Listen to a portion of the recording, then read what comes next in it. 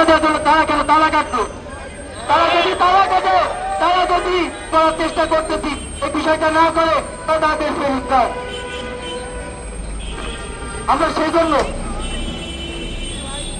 এই মহলটাকে বিবেকের কাছে, আপনারা কৃষিতে উন্নত চান তো, আপনারা যদি কৃষির উন্নতি চান তাহলে আপনারা আমাদের সাথে একত্রতা পোষণ করে অতি দ্রুত সময়ের মধ্যে আমাদের এই 8 দফা দাবি